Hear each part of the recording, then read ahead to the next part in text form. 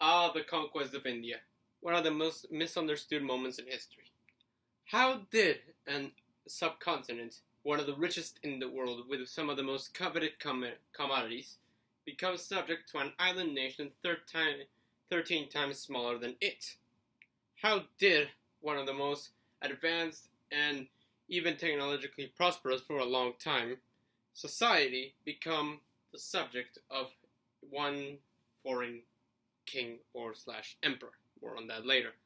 Well, there's always been the misconception that the European empires, especially Britain and India, had just won with better guns, better technology, better know-how, and better economics. But that's actually not the case. You see, during the time that Britain had arrived, the tables were kind of in the opposite direction. Alright, now to understand the conquest of India, first we must roll back the clock to when India was first connected to Europe directly. How? Well, Vasco da Gama rounded the Cape of Good Hope in 1488, finally connecting Portugal to India and therefore all of Europe. Now, even though this was very fortuitous for them, they couldn't conquer the whole thing. One, a logistical nightmare it was to just ferry armies all the way there. Secondly, India had actually nastier diseases that killed Europeans in droves, not as bad as Africa. But also, there were strong nations there, and there was a roughly equal technology parity by around the late 1400s, early 1500s between the Europeans and the local Indians. Therefore, the Portuguese only established factorias. Factorias are individual little trading posts where they produce/trade for Indian goods. This would become quite central to all European trade/conquest in the subcontinent. So in 1600, after the founding of the British East India Company and their very much late arrival, they start seeing that's kinda hard being in India. Firstly, to establish a Victoria, you must make a treaty with the local Nawab or the Mughal Emperor himself. The Mughal Empire was actually the dominant force of India, owning most of it as seen here, as India was mostly unified by said foreign conquerors. They ended up being kinda having to beg for the right to have factorias, and they didn't even get to establish new ones, so they had to actually use the Dutch ones, as the Dutch had actually abandoned multiple of them due to their not so high return, and that's why they actually started favoring the East Indies due to their large amount of spices, which were one of the most coveted commodities at the time, and pretty much the origin of many of them was there. And they actually did try to go into Indonesia, and they did get slaughtered by the Dutch and actually pushed out. Something that is coming quite obvious now is that the English were quite weak at this time. Not only were they being bullied around by France and Spain, but they were also being pushed around by the smaller powers of Portugal and Dutch. So, you might think, wait, I thought we were going to hear about England winning by the British might and the glory of the empire. Well, not so much. As Britain was actually kind of pathetic and the underdog at the time, even to the point where they actually had to kind of beg for the rights.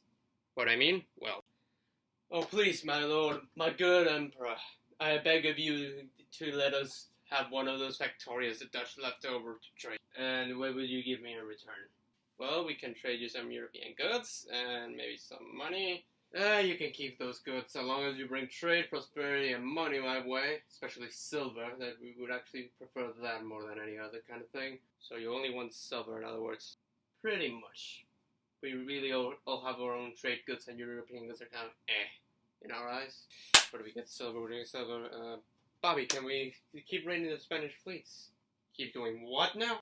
So as you can see, the Europeans were actually the ones having to ask formally, and very much with a very slight face and a smile, to the Mughal Emperor or the local Nawab, i.e. governor of the empire, for the right to trade with them. And the British, being British, tended to overstep their bounds in the treaties, leading them to being expelled. For example, their most infamous expulsion was during the siege of Mumbai in 1619, where Emperor Aurangzeb, the last decent Mughal emperor, shown here, expelled them from Mumbai for overstepping their bounds. What are you doing? Why, nothing, my good sir. I'm just trading here like any other good trader. You're trying to do that again. Why did you keep trying to overstep your own bounds in the treaty? We're not doing anything good, sir. Alright, you died. No, please, we need the trade. Anyways, so every time that they have wanted to reestablish themselves, the company, they will have to pretty much come and ask for forgiveness from the emperor, even pay reparations at times, and renegotiate the treaty. Please, let us trade again. We need our spices. We need our goods, and I also need that fix of that tea. You know, it's why am I feeling so itchy? You gotta give me the leaf-in water. You guys keep overstepping your bounds again and again. You want us to kiss your feet? We'll do whatever. We'll kiss your feet. Stop doing that. All right. As long as you're sorry, as long as you formally apologize and pay us reparations for what you did, we will let you back into the Factoria. All right? Yeah, whatever you want. I need my fix, man. I really need my tea fix. Now, something that must be stated is that the British East India Company, along with other East India companies, had a lot of independence from the government and was not only independent completely. Why? They had the ability to hire their own troops, hire their own navy, create treaties, and even declare war. Not the British Empire, not the Crown, not the Parliament, the company. Anyways, by the 1700s, the Europeans had established multiple factorias and from different nations as shown here. But also another thing happened. The Mughal Empire was waning in strength and starting to collapse in on itself, as shown in this map. This is the early 1700s. The Mughal Empire not only is really in control of the areas around Delhi, as being an empire, they had given a large amount of independence to their provinces in order to pretty much serve as local governor from locals themselves in order to avoid unrest and rebellion. But by then, one policies of great expenditure had led the treasury bare to the attempts to make more of India Muslim had been resented. And 3, the large amount of sepoys being used by Nawabs, more on that later, were actually harmful to the empire, leading to it for its governors to actually start to pull away from the central government and pretty much start saying, why should I listen to the loser in Delhi? He's just kind of doing his own thing in the palace and not even paying attention to us. What kind of an emperor does that? When I can just exploit my own money and just say that I'm still part of the empire in order to avoid invasion and do whatever. So, leaving the empire pretty much collapsing, and even the Maratha Empire shown before broke free and started to become its own local power. Now, the sepoy. The sepoy was one of the tragedies that actually let Britain conquer India. What is a sepoy? A sepoy, as shown here, is a mercenary from India. They are hired local troops. In other words, no need to bring European troops to die in the heat and, well, disease of the subcontinent, but just use the locals as your own troops. But it was really expensive. In other words, they would have to actually rent out the troops to the local Nawabs, as even though they used them preferably to fight other Europeans among themselves, once they rented them out in order to just maintain for the expenses, the Nawabs started to become even more independent from the local central government, even weakening the empire furthermore and just pretty much creating semi-independent tiny states. Anyways, so by 1757, the province of Bengal, which was one of the richest and most prosperous provinces in India, with a larger taxable population than all of Britain, was, well, in a war with the British East India Company. Yeah, why? They overstepped their bounds again, because of course they did. Anyways, so during the siege of Calcutta, they captured it, they took as many prisoners as possible, and they put 127 of those British prisoners inside a cell, aka known as a black hole incident, where 127 prisoners almost all of them died due to suffocation. It was a tiny cell with one window. Only 27 survived. After that, the British public and the British East India Company was galvanized to wage war against Nawab of Bengal, which was still somewhat loyal to the central Mughal government. But both armies were crushed, both the Nawab one and the Mughal Empire's one. Well, that's what's left of it, in other words, in the Battle of Plassey, as seen here, to the point where the Mughal Emperor had to grant them the Diwani.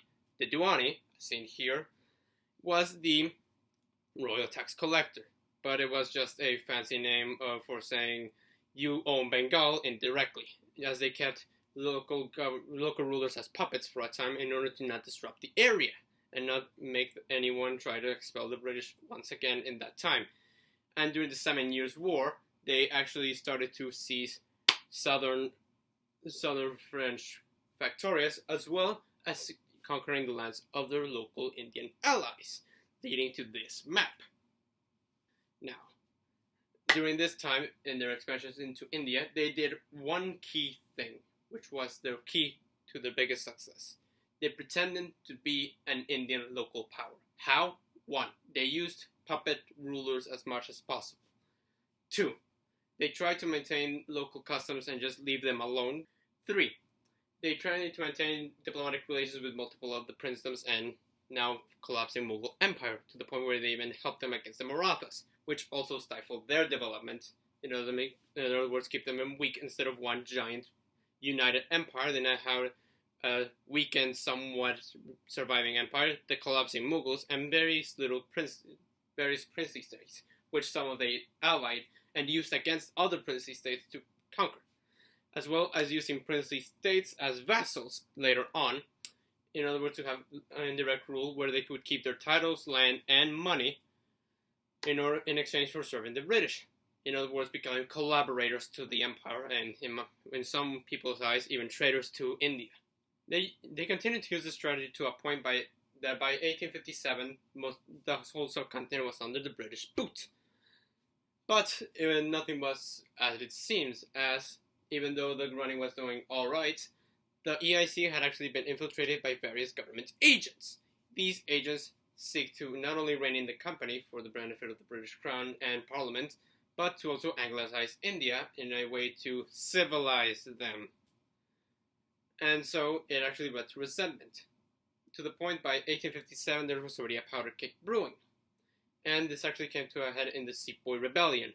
This happened when Sepoys, which had gone from being mercenaries to a standing local army, had been given cartridges greased with cow or pig fat, which is sacrilegious for both Islam and Hinduism. And since you had to bite it to actually unload the cartridge and be able to load the rifles, well, they actually started to see a reason to start a mutiny, which led to a rebellion after the leaders got hung and became martyrs. The north of India actually became completely rebellious, but the south remained loyal, showing the difference and multiculturalism of India, as India is now homogeneous. So why would a Sikh from Punjab, a Muslim from Bengal, and a Hindu from Delhi agree on anything, especially at a time where Indian nationalism did not exist yet? So it was a rebellion for different reasons, but not everyone rebelled, leading to a complete crushing of the rebellion using still loyal Sepoys, reinforcements from Britain, and the resources of the loyal territories. But this also led to the dissolvement of the EIC, which was actually a point where the British government took advantage of to dissolve it, due to seeing as unreliable, and annex the territory for itself. But the British government did not change that much, as the EIC had been running quite well, especially with indirect rule, as the British government did realize that it would be impossible, even if they had more technological development by that time and better guns, to keep a territory that large with that much population down without any collaborators or even indirect rule, as people would start to rebel and the difference in populations and manpower would be impossible to maintain. In summary, how did the British conquer India? These 5 points. 1. The Mughals had been weakened, therefore making it into smaller, more fragile states, which can be easily conquered and used against each other as pawns in order to avoid a coalition forming. 2. Covert operations. In other words, maintaining the idea that they were locals in India and not a foreign conquering force. In other words, no, we're just another guy here. There's no need to rally a coalition against us. 3. The use of locals and collaborators, as that actually allowed them to keep the population down during a time at least until 1947. 4th, the using of local mercenaries and sepoys let them have a reliable force that didn't die to disease, and as well as a reliable army which they could raise easier without having to do the logistical nightmare of ferrying troops all the way from Britain back to India, and vice versa. And finally, opportunism. It was a prime opportunity to take advantage of the collapse of the Mughal Empire and a time of reshuffling in Indian politics. If there was another time in history and the opportunity to annex Bengal had not presented itself, it would be very possible that India would be independent to this day, as the Raj was nowhere near a guarantee, unlike what many people think. Collaboration, opportunism, and divide and conquer. Those are the three instruments to creating an empire.